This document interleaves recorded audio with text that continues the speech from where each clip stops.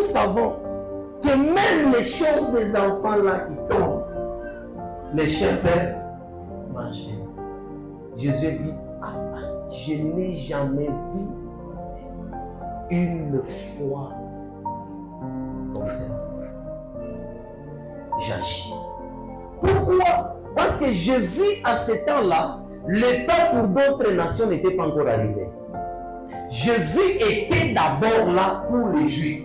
Il y a quelqu'un qui m'avait dit, pourquoi vous priez Jésus? Parce que Jésus lui-même avait dit, j'ai été envoyé pour le brebis perdu de la maison de mon père Israël. Maintenant, pourquoi vous, d'autres nations, vous les priez? Non, laisse-moi vous dire comment Dieu fonctionne, comment Dieu agit. Dieu, quand il vient dans une famille, il ne bénit pas tous de la même façon, de la même manière. Et comment Dieu a commencé pour renaître la foi, pour que la foi naisse. Il est passé par Abraham. Et puis Abraham, il dit, par toi, je bénirai toutes les familles de la terre. Il dit, par toi, je bénirai ta famille. Ouais? Je bénirai toutes les familles de la terre. Dieu travaille avec un individu, pas avec une communauté. Il passe par un individu pour faire quoi? Atteindre les autres. Alors, qu'est-ce qu'il a fait avec Joseph? Pour Joseph, il a fallu qu'il passe par Joseph pour atteindre ses frères. Alors, pour Jésus, il est passé par Jésus pour atteindre l'humanité. C'est pourquoi moi, quand j'ai prié là, vous n'étiez pas là. Et voilà toutes les grâces que Dieu m'a données. Je viens vous les donner maintenant. C'est comme ça que Dieu fait. Alors, le temps pour d'autres nations n'était pas encore arrivé. Pour aller à d'autres nations, la loi était qu'il serait, rejeté. C'est alors qu'il va tourner sa face vers d'autres nations. Mais la femme là est arrivée provoquer l'intervention de Dieu malgré que le temps n'était pas encore arrivé. Cette femme devrait attendre que Israël rejette Jésus. Sa fille devrait mourir. Sa fille devrait mourir. Non, non. Regardez, Jésus vient dans la fête de noces. À peine que la fête fut commencée, le vin terminé. Marie est allée vers Jésus pour lui dire, nous n'avons plus de vin. Si tu n'interviens pas ici, vous savez, c'est quand vous allez dans une fête de mariage là, le manger, le boire, ça accompagne la musique. Hein? Vous ne pouvez pas manger sans le boire. Parce que vous n'allez pas bien danser. Amen. Hein? Il dit, non, non, il quand tu rentres, moi, mon heure n'est pas encore arrivé. Il dit, non, tu vas intervenir. La demande, cela signifie la prière. Quel que soit. Quand vous voyez que ça, ce n'est pas encore le temps, mettez-vous en prière. La prière accélère les choses dans la vie. La prière accélère la destinée. C'est pourquoi quand la Bible dit Élie était à la montagne en train de prier, il va vers Akab, il lui dit, va vite parce qu'il va pleuvoir. La Bible dit ceci, Akab a pris ses chevaux, il allait dans la ville, mais arrivé en ville, il trouve Élie était là-bas. Qu'est-ce qui a fait qu'Élie arrive là? La prière. Les anges l'ont pris. Quand vous priez, le ciel sera saisi. Et Dieu va ordonner à ses anges de descendre afin de faire quoi? D'intervenir rapidement. Jésus a dit à ses disciples, dévancez-moi. Ils ont commencé à dévancer. Jésus allait à la montagne. La Bible dit vers 3 heures, il descendait de la montagne, mais il marchait sur l'eau. Jusqu'à rattraper ces gens-là. Mais ces gens, ils avaient quoi? La barque. Disons, donnez-nous l'exemple. Si ces gens traversaient, ils commençaient à traverser à 18 heures. Donc cela veut dire de 18 heures, Jésus qui descend de la montagne à 3 heures du matin. Comment il les a trouvés? La vitesse est à Dieu, la prière accélère les choses. Un jour, Jésus faisait des miracles. Ses frères viennent et lui disent, personne ne fait les choses que tu fais en cachette. Présente-toi toi-même au monde. Qu'est-ce que Jésus avait dit? Mon heure n'est pas encore arrivée. Mais votre temps est encore là. Donc cela veut dire, dans le plan de Dieu, il y a un temps précis. Mais si vous connaissez comment provoquer le ciel, vous pouvez le provoquer et le ciel inajibu avant que wakati ifike. Amen. Hein? Quand le ciel veut intervenir dans la vie d'un homme, dans une circonstance bien donnée, le ciel passe par 3 portes. La première porte, Dieu utilise les anges. Le ciel, quand Dieu veut intervenir dans la vie d'une personne, la première porte, Dieu utilise les anges. La deuxième porte, Dieu utilise les ondes de la connexion. La troisième porte, Dieu utilise les éléments de la nature. Les anges sont les esprits au service de Dieu. Certains parmi eux ont reçu le mandat et la puissance nécessaire pour venir en aide aux enfants de Dieu. Hébreux 1,14. Hébreux 1,14, les hommes de Jésus. Amen. Ne sont-ils pas tous des esprits au service de Dieu? Ne sont-ils pas tous des esprits au service de Dieu? Envoyés pour exercer un ministère. Oui. En faveur de ceux qui doivent hériter du salut. Amen. On ne commande pas les anges. Tous les enseignements qu'on vous dit, on peut commander un ange, c'est la sorcellerie. On ne commande pas un ange. Et l'ange est au service de Dieu. Dieu a de l'ordre. Pour qu'un ange vienne t'aider, il faut toucher. Je donne l'exemple. Daniel devait entrer en prière. Il dit, l'ange vient me donner la réponse, non? Maintenant, pourquoi Daniel priait Dieu? Et Dieu a envoyé l'ange. Les anges sont au service de Dieu. Les anges obéissent qu'à Dieu. Ils obéissent qu'à Dieu. Ce qui signifie l'ange, l'ange c'est un mot grec.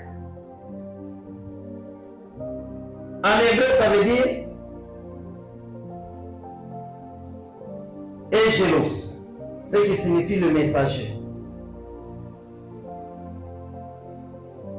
Trouver un pasteur orgueilleux n'est pas un messager de Dieu. Un pasteur impudique n'est pas un messager de Dieu. Un pasteur impudique, ce sont des anges là, le fils des hommes. Ils ne sont pas envoyés par Dieu. Amen. Hein? Dieu envoie les anges pour nous secourir. Les anges ne sont pas au service des hommes, mais de Dieu. Dis à celui qui est à tes côtés, un ange ou les anges ne sont pas au service des hommes, mais de Dieu en notre faveur. Oui. Ce que je suis en train de faire, c'est le service de Dieu, mais en votre faveur. C'est pourquoi vous m'appelez homme de Dieu, pas homme des hommes. Les anges n'obéissent qu'aux ordres de Dieu. Psaume 103, vers les hommes de Jésus. Amen. Bénissez l'Éternel. Bénissez l'Éternel, vous ses anges, qui êtes puissants en force, qui êtes puissants en force et qui exécutez ses ordres, en obéissant à la voix de sa parole. Bénissez l'Éternel. C'est tout, merci. Amen. Hein? Ils sont au service de Dieu. Ils exécutent les ordres de Dieu en obéissant à sa voix, pas à la voix des hommes. Moi, j'ai pris l'ange Michael. Mon ange Michael, viens maintenant m'aider. Oui, mais tout moi armé, hein? Oui, mais moi armé. On est général, moi, je parle. na bagarde, tu sais, garde, couille, il faut aller suivre. Chez son chef. C'est le chef qui va donner l'ordre. Alors il va l'exécuter.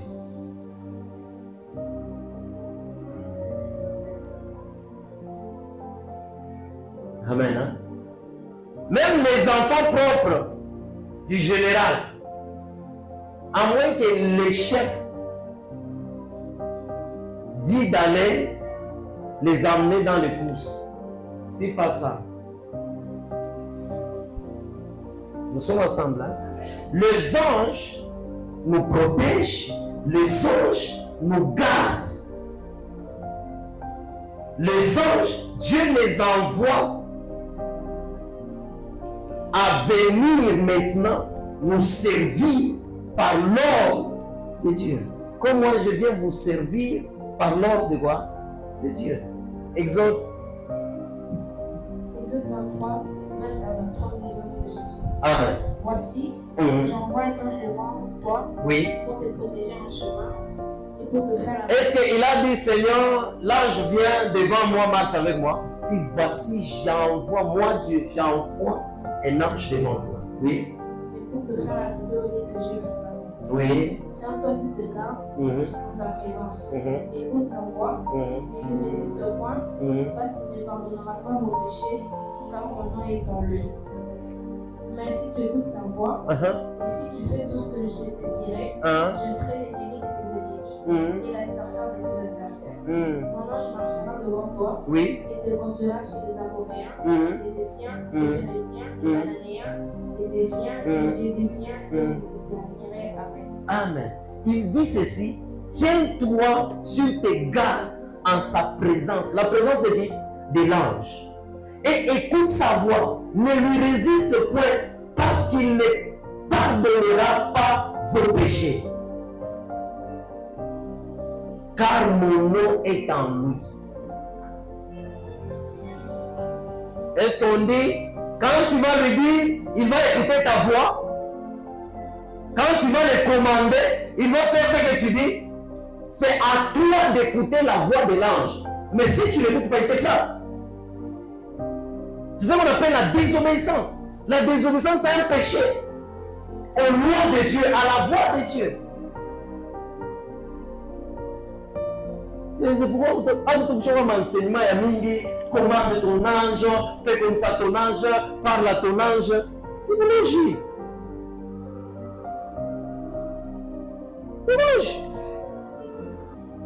L'ange est venu en aide à Agar lorsqu'Agar a été chassé. Angoissé. La Bible dit ceci. Dans leur désespérance, désespoir total, Dieu entend le pleur d'Ismaël. Et il ouvre les yeux d'Agar afin de voir là-haut. Il y a un puits d'eau. L'ange. Deuxième porte ou canal, les sons de la connexion. Il y a toujours, à ta Dieu, il y a toujours des gens, des personnes que Dieu a prédestinées et il les a placées sur notre chemin. Tu as besoin d'un maître de la destinée. Tu n'arriveras pas, tu n'atteindras pas ta destinée sans un maître ou le saint de ta destinée. Jamais. Jésus lui-même, la Bible dit ceci, Jean-Baptiste lui a fait quoi? Précédé. Il a préparé quoi? Des chemins. Et le jour où Jésus venait pour le baptême, Jean-Baptiste a rendu témoignage. Les disciples qui étaient même avec Jean-Baptiste là sont partis vers Jésus. Tu as toujours besoin d'une personne dans un domaine quelconque à te présenter. Dans les affaires, dans le ministère, dans tout, il y a toujours des personnes qui t'ont précédé. Il y a toujours, là où tu vas, il y a quelqu'un qui est déjà arrivé et il rentre pour te prendre et te l'amener. Josué. Josué a fait entrer des enfants d'Israël, les enfants d'Israël en Canaan, parce que lui-même était en Canaan. Et puis il est rentré, il les a pris pour les emmener en Canaan. Parmi les expatriés, les espions qu'on avait envoyés là, Caleb, Josué et d'autres étaient là. Dis à celui qui est à tes côtés, l'aide de ta destinée, c'est une personne qui a déjà compris, qui maîtrise ce que tu seras. Même si il y a certaines personnes, ils sont les aides de la destinée dans les affaires, même s'ils ne font pas des affaires. Mais Dieu les a comblés de la sagesse à vous aider. Dès qu'il vous conseille. Amen. Hein? La Bible dit un jour, avant l'arrivée des Saul, Dieu avait déjà averti à Samuel que demain, à telle heure, j'enverrai un homme que tu vas souper avec lui et que tu vas le rendre à devenir chef sur mon héritage. Pour que Samuel accède à la royauté, il a fallu Samuel. Il a fallu Samuel. Pour que Paul retrouve sa vie, il a fallu qu'il aille. Cheki, il mitaya njina bandoko. Amen. Quand on parle de l'aveuglement, c'est quelqu'un qui ne voit rien dans sa vie. Alors, frère, ma situation, moi, tu es compliqué, tu ne vois rien. Tu ne vois pas la porte où tu dois sortir. Mais quelqu'un vient t'ouvre les yeux par le conseil, par l'imposition des mains. Et Paul a reçu le Saint-Esprit par l'aide de qui? D'Ananias. Cela veut dire Ananias a été prédestiné par le ciel à le faire quoi? À l'aider. Dieu a orienté Corneille vers Pierre pour son salut. Si Pierre n'était pas là, donc pour le salut, pour que l'âme de Corneille soit sauvée, il a fallu que Pierre soit là. Il a fallu que Pierre soit là. Pour que Naaman soit purifié de sa lèvre, il a fallu sa servante soit là. Tu es avec. Tu as besoin d'un Ananias dans ta vie.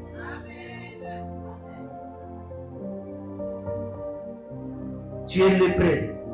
Tu as besoin d'une servante dans ta vie pour la purification. Tu as besoin du salut. Tu as besoin d'un pasteur, d'un évangéliste pour que tu sois sauvé. Tu as besoin de connaître, écrire, lire. Tu as besoin des enseignants.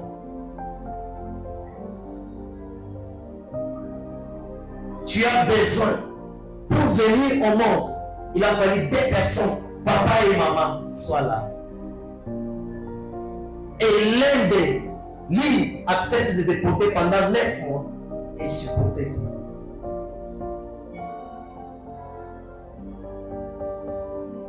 Dieu a créé la connexion entre Saul et Samuel, entre Corneille et Pierre, entre Élie et la veuve de Sarepta. Pendant ce temps-là, si la veuve de Sarepta n'était pas là, Élie devait mourir.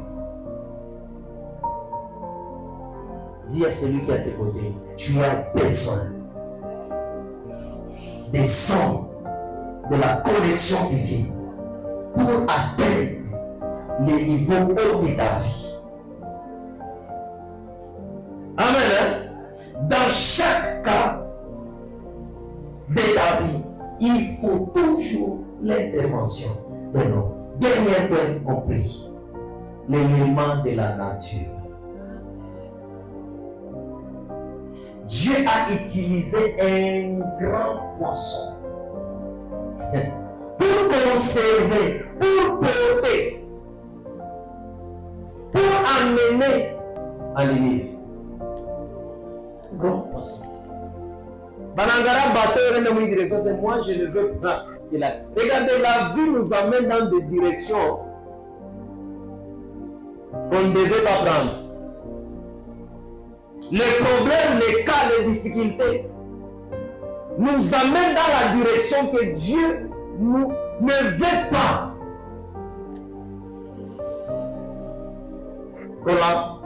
qu'on marche ou qu'on emprunte. Pourquoi? Parce que tu as souffert. Regardez quelqu'un s'il souffre. Même si mon amour c'est maintenant, là les débats qui nous nkunja. Toi on a été au Kikuri, ou tapone. Attends, toi on a Kikuri. Pourquoi? Parce qu'il souffre. Mais regarde, Jonas prenait la direction que Dieu ne voulait pas. Qu'est-ce que Dieu a dit? Je dois créer des situations, des problèmes. Les problèmes étaient quoi? La tempête qui voulait renverser le navire. Et la solution, on les jette. Lorsqu'on l'a jeté, il a été englouti, il a été avalé. Quand Jonas quitte de l'eau, bienvenue à l'idée. C'est comme ça. Tu as besoin des choses pareilles. La nature. Vous savez, la nature nous aide même. Hein? La nature va aider tout un chacun de nous d'avoir une maison particulièrement pour toi. De cercueil. Quand tu vas mourir là, il y a un arbre qu'on va couper. Et cet arbre-là a poussé spécialement pour toi. Et on va couper cela, on fabrique une maison de ta taille. La nature. Oui, Dieu a aidé, non? On est qu'on jette quelqu'un. Même les gens là qu'on brille. Il y a l'allumette, il y a quoi? Ce sont ces gens qui servent à faire quoi? Ce sont les histoires de la nature. Nous sommes ensemble là? Oui.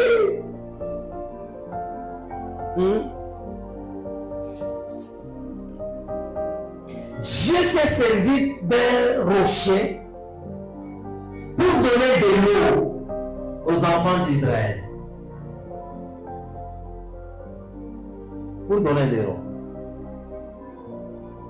Alors, quand vous fâchez, peut-être que vous tambuka la kukonge mais on est buntuna. Vous savez, vous j'ai déjà vu quelqu'un pareil. On est buntuna tout. Comme ça, tambuka, comme ça, donc, capable d'avoir un accident. Pourquoi Dieu a utilisé la nature? Amen. Hein? La messe de Balaam qui parla à son maître pour la vertu du danger qu'il courait. Hein? Nous, on va utiliser cheval. Hein?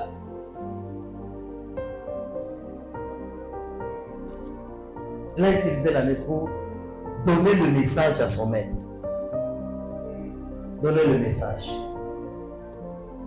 Dieu a utilisé pour terminer aussi les corbeaux qui nourrissaient le prophète Élie. Amen. Hein? Qui nourrissait le prophète Élie.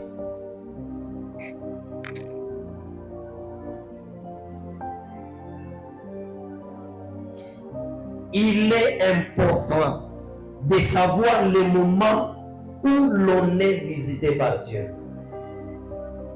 Il est important. Dans le cas contraire, on passe à côté de nos bénédictions. Ne méprisez pas les gens qui s'approchent de vous. Ne méprisez pas.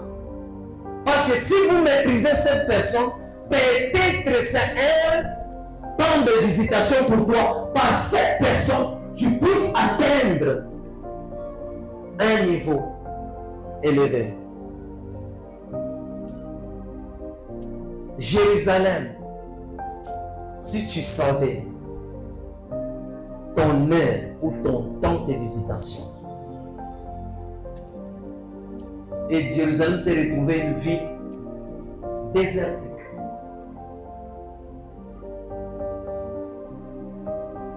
Où sa terre ne produit plus. Pourquoi? Parce qu'il n'avait pas compris le temps de visitation. Êtes-vous désespéré, découragé? Vous cherchez l'intervention de Dieu? Je te donne aujourd'hui la clé. Clé moya boling et l'italien d'après. Et à la fois, et il dit, si vous demandez quelque chose en croyant, cela vous sera accordé. Que Dieu bénisse sa parole. Amen. Hein? Question.